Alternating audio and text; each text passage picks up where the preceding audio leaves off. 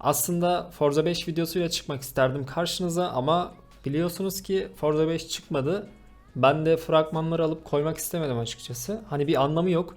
Çünkü o fragmanlar YouTube'da da yayınlandı. Onları koyup izletmenin de bir mantığı yok. Hepiniz izlemişsinizdir diye düşündüm. Bir değişiklik olsun dedim. Forza 4'ten koydum video. Hani Forza 4'e girişimizin bir videosunu koydum. Umarım da Forza 5'e girişimiz de bu şekilde olacak. Emin olabilirsiniz. Çünkü Forza 4'e gerçekten çok güzel girdik. Hani bizim için de çok güzel bir değişiklik oldu. Şimdi asıl konulara geçelim. Büyük ihtimal başlığı şöyle gördüğünüzde geldiniz. 45 liraya Forza 5 nasıl alırız? Hadi Horizon'da diyelim. Forza Horizon 5 nasıl alırız? Şimdi öncelikle bu 45 liralık bir aylık, hemen videodan çıkmayın şimdi bir aylık dedim diye. Bu videoda gerçekten önemli şeylerden bahsedeceğim. Çünkü oyuna 700 liraya yakın bir para vereceksiniz. Bilin yani. En azından 700 lira verenler için söylüyorum. Ayrıca Steam versiyonundan da bahsedeceğim. Hani Steam'de çıkıyor mu veya çıkmıyor mu? Ondan da bahsedeceğim. Tabii bu konuda henüz kimse net bilgiye sahip değil ama ben gördüğümü söyleyeceğim. Tabii size şöyle videolar izleyip de fragmanları yorumlamayacağım. Gerçekten size net bilgiyi aktaracağım. Bu videoda Forza Horizon 5'i 45 liraya nasıl alırız? Forza Horizon 5'e erken erişimde nasıl gireriz? Ultimate'in yani Premium Edition'ın bize faydaları neler olacak? Deluxe Edition'ın faydaları neler olacak? Ayrıca standardın olumsuz yanları neler olacak? Ondan bahsedeceğim. Şimdi oyun açılmadan bundan bahsetmek tabii ki de biraz geri planda ama şöyle bunu en azından hayal ediyorsanız almayı bunları bilin. Ondan sonra hayal edin. Sonra mesela biz Forza 4'ü de hayal etmiştik ama Steam'e girdiğimizde öyle bir takılma sorunlarıyla karşılaştık ki ya ben bu sorunları kendim yaşamak istemiyorum. Kimseye de yaşatmak istemiyorum.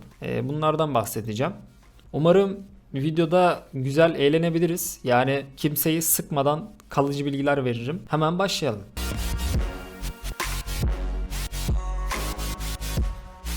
Videoda bahsedeceğim şeyler çok. Umarım bunları unutmam. Es geçtiğim olursa yorumlara mutlaka sabitleyeceğim. Öncelikle kayıt yani save dosyalarından bahsedeceğim. Forza 4'te bunları çok yaşadık ve gerçekten bu sorundan çok kişi muzdarip oldu. Yani şöyle anlatayım. Adam hem Steam'den hem de Store'dan alıyor ve adam Store'dan Steam'e geçiremiyor. Ve bunda da aynı olacak. Sakın o hataya düşmeyin. Şimdiden söylüyorum. Bu arada canınız sıkılmasın diye şuraya Forza 5 resimleri koyuyorum. Arada büyüyebilir. O da Forza 5 yani resim ya. Resim koymuşlar, yayınlamışlar. Ben de koymak istedim. Hani video açısından ne olur şimdi bilmiyorum, telif melif yeriz. Onu hiç riske girmedim. Daha sonrasında 45 liraya nasıl alırız? Arkadaşlar normalde 30 liraya Xbox Game Pass alabiliyorsunuz. Ancak bu Forza 5'i Xbox Game Pass Ultimate'e koymuşlar. O da 45 lira yapıyor. Onu da hemen size şöyle göstereyim. Şimdi şurada gördüğünüz gibi Premium Edition var. Bir de burada Standard Edition var. Ayrıca burada da normal var. Bunların ikisi de aynı. Yani şunla şu aynı. Ayrıca şunla da şu aynı. Farklarını anlatacağım bunların. Yani iki tane Premium Edition niye var? Bunlardan bahsedeceğim. Şimdi şuna tıklayalım. Gördüğünüz gibi şu an açılacak. Evet, şimdi burada Xbox Game Pass Ultimate ile satın alın diyor. 296 lira yazıyor. Burada size bahsetmek istediğim bir konu var. Sakın bu paketi tek başına almayın. Çünkü bu paket oyun içermiyor. Yani sadece eklenti yığını, şöyle diyeyim, sadece DLC'leri içeriyor. Ve 296 lira buna vermek ne kadar mantıklı bilemem. Her ne kadar Xbox Game Pass Ultimate ile fiyatı düşse de bence bu mantıksız bir olay. Yani standart alın, sadece düz olarak biraz üstüne koyarak daha mantıklı gelir. Tabii seçim sizin. Xbox Game Pass Ultimate ile fiyatı düşüyor baya. Yani siz bilirsiniz. Sadece söylemek istedim. Yani bunun içinde oyun yok, ona göre alın. Şimdi diğer paketlere geçelim. Diğer paketlere geçmeden önce Xbox Game Pass Ultimate üyeliğiniz biterse DLC'leriniz gider diye düşünüyorum.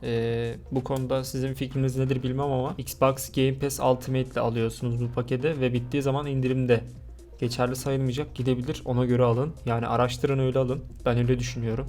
Bir de şöyle bir şey merak ettiğinizi düşünüyorum. 45 liraya Forza aldığım zaman, bunun günü bittiği zaman, ben yeni bir Forza aldığımda yani 700 liraya veya her neyse o zaman fiyatın neyse Bu ilerlemem oraya kaydolacak mı? Tabii kaydolacak. Çünkü aynı platformda alıyorsunuz. Yani Steam'e geçmiyorsunuz.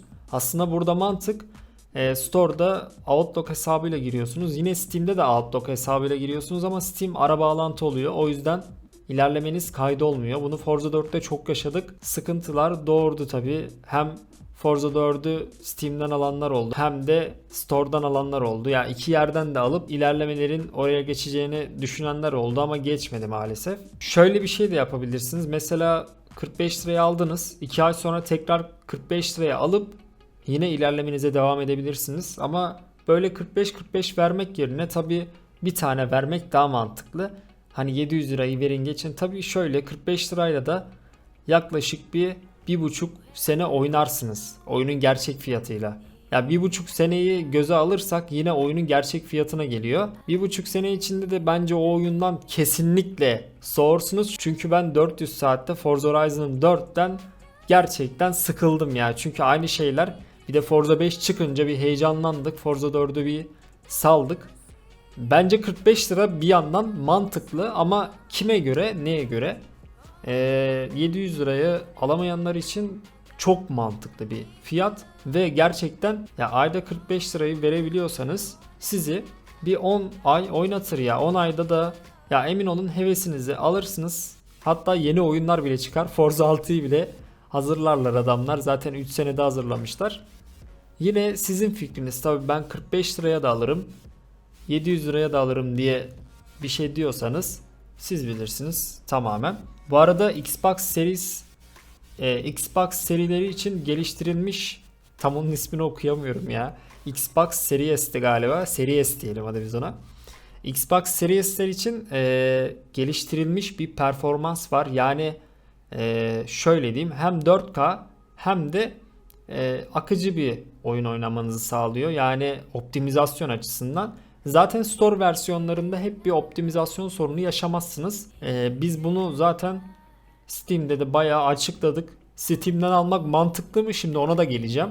Bu konuda bahsedeceğiz bir şeylerden. Evet, şimdi Store'dan mı yoksa Steam'den mi almak daha mantıklı? Ondan biraz konuşalım. Arkadaşlar öncelikle Steam'de kesinlikle oyun 9 Kasım çıkıyor ve ön sipariş diye bir durum yok. Varsa da sadece istek listesine koyabiliyorsunuz. Steam'de zaten bu özellik biliyorsunuz. Ancak sonradan başka çıkacak oyunlarda mesela ön sipariş verebiliyorduk. Şöyle gördüğünüz gibi. Mesela bunda ön sipariş verebiliyoruz. Ancak Forza 5'te böyle bir durum yok. Neden yok ben de bilmiyorum. Belki sadece oraya koymuşlardır. Ön sipariş veremiyorsunuz burada. Yani bu demek oluyor ki Store'daki oyuncular 5 gün daha önceden girecek. Yani yine orada Store'a bir avantaj var.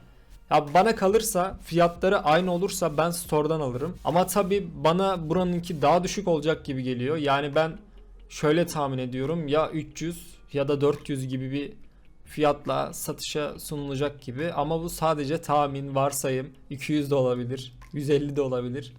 Yani bunun hakkında bir şey demek hiçbir şekilde doğru olmaz. Sadece görüşümü söyledim ben. Tabi yine Steam'den almak da biraz mantık. Hani ücret açısından biraz mantıklı geliyor ama şöyle ara sahnelerde mesela şu an geçişlerde, şöyle geçişlerde kasar mı yine bilmiyorum. Forza 4'te kasıyordu. Açıkçası ben Store'dan alacağım. Her ne konuda olursa olsun. Yine Steam'den de alabiliriz. Sorunlarınızı çözebiliriz, belli olmaz. Burada bahsedeceğim diğer konu henüz premium ve diğer alt paketlerin içerikleri belirtilmemiş. Yani Steam'e burada sanki biraz daha arka plan verilmiş gibi. Store daha bir ön planda tutuluyor. Şimdi zaten Store'da neler var onlara bakacağız. Hani paketlerin içerikleri falan var. Hangisini almanız gerekiyor falan demeyeceğim. Tabi arada 200 lira fark oynuyor. Mesela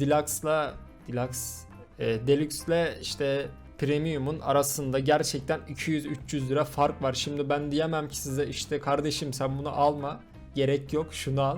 Mesela Steam'de Forza 4'te arada 50 lira fark vardı. Ben diyordum hani şunun yerine şunu alabilirsin. Ama bunda gerçekten çok büyük bir fark var. Hani gerçekten tercih meselesi.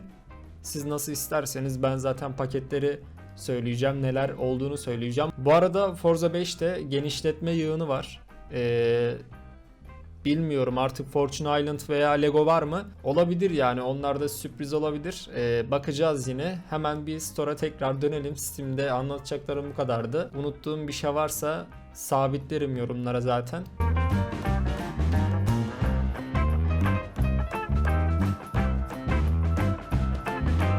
Evet, şimdi paketlere gelelim. Öncelikle standarttan bahsetmeyeceğim. Hemen Deluxe veya Deluxe diyelim hadi biz buna. Veya Deluxe mi desem? Şimdi hangisi doğru bilmiyorum ama Deluxe diyeceğim. Şimdi Deluxe pakette arkadaşlar CarPass veriyor. Ve bu CarPass'te garajınıza toplamda 42 tane araç ekliyor. Ayrıca haftada bir olmak üzere 32 tane araç veriyor size. Bunun yanında da 8 tane Formula Drift aracı veriyor. Aynı Forza 4'te olduğu gibi. Ama tabi Standard Edition'ın ne gibi yanları var bilmiyorum ama ikisinin arasında toplamda 240 lira fark oynuyor. Bayağı fark oynuyor ama sadece CarPass'ten dolayı bence yani paranız varsa alabilirsiniz ama paranız yoksa da yani şu idealdir. Fazla da sıkıntıya sokmaya gerek yok aslında.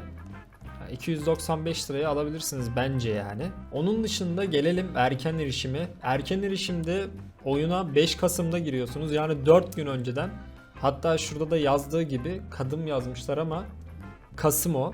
5 Kasım'da giriyorsunuz. Ayrıca hoş geldin paketi, CarPass ve VIP üyelik veriyor. Bu VIP üyelik Forza 4'te olduğu gibi haftada size belirli ödüller veriyor. Yani VIP her oyunda vardır. Yani şey gibi düşünün, sezon Royal Pass gibi. Onun gibi bir şey bu VIP üyelik. Her hafta belirli şans çarkları gibi şeyler veriyordu Forza 4'te. Burada da onun gibi şeylerdir büyük ihtimal. Bunun yanında da Premium Edition'da birinci ve ikinci genişletme paketi veriyor. Bu da oyunda herhalde harita fazlalığı, yani Lego ve Fortune Island gibi büyük ihtimal bunda farklı bir olay verecek. Bunları tek başına alamıyorsunuz. Ama oyunun standardını alırsanız bunları tek tek alırsınız. Steam'de de olduğu gibi. Onun yanında bunun fiyatı artabilir. Galiba şu TL işaretinin yanında artı işareti konulmuş. Dolarla veya euroyla arttığı için burada artma gibi bir durum olabilir. Sonradan artarsa şaşırmayın. Ben öyle düşünüyorum yani buradaki artıyı. Evet, bir diğer konu Standard Edition. İşte bunu Game Pass ile alabiliyorsunuz ve ücretsiz bir şekilde alabiliyorsunuz. Yani burada 45 liraya ücretsiz Forza 5 oynayabiliyorsunuz bir ay boyunca. Hem de 469 yani 470 lira yerine Standard Edition oynayabiliyorsunuz. En azından bu da oyuna girmenizi sağlıyor. Oyun gereksinimlerinden oyuna girdikten sonra bahsetmek istiyorum. Şu an bahsetmenin bir anlamı yok. Yani şimdi tabii oyun gereksinimleri falan verilmiştir ama şimdi oyuna girilmeden oyun ne kadar anlatılır az çok tahmin edebiliyorsunuzdur zaten. Benim burada anlatmak istediğim Steam'le Store farkı. Bir de birkaç detay, işte nasıl ön sipariş veririz, nasıl erken erişimde gireriz, nasıl 45 liraya alırız, oynarız gibi detayları verdim. O eklentiye dikkat edin, onu almayın sakın oyunu almadan. Steam'de zaten alamıyorsunuz ama burada alabiliyor musunuz bilmiyorum. Ondan harici şurada Xbox Series'ten bahsettik. İyileştirilmiş olduğunu sunmuşlar. Bundan harici bahsedeceğim tabi Kasım'da göreceğiz. 4 Kasım'da gireceğiz. Ve sizlere paylaşacağız. Umarım beğenmişsinizdir videoyu. Gerçekten çok uğraştım. Hani tarihlere falan bakarsanız sürekli farklı tarihler, farklı saatler, hani oradan oraya atmaya çalıştım. Bir şeyler yaptım ama umarım da güzel olmuştur. Kanala abone olmayı unutmayın lütfen. Çünkü genelde izleyicilerin %2'si 3'ü abone oluyor. Abone alamıyoruz.